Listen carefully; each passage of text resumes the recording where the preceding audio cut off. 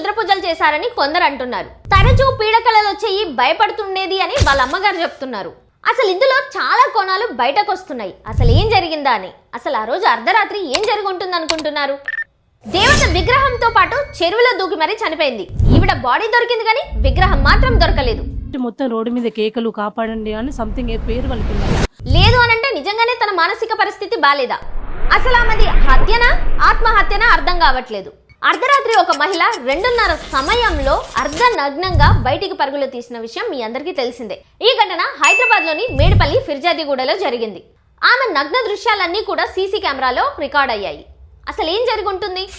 ఈవిడ ఏపీలోని విజయనగరం దేవపల్లికి చెందిన తేజస్వి. ఈవిడ బెంగళూరులో సాఫ్ట్వేర్ ఉద్యోగిగా పనిచేసింది. కానీ అక్కడ రిజైన్ చేసి ఈ మధ్య కాలంలోనే వాళ్ళ అమ్మతో పాటు కలిసి హైదరాబాద్ కి షిఫ్ట్ అయింది. కొన్ని రోజుల నుంచిగా పీడకలలు వస్తున్నాయి, భయపడుతున్నాయంటూ వాళ్ళ అమ్మకి చెప్పసాగింది. అయినా కానీ పట్టించుకోలేదు.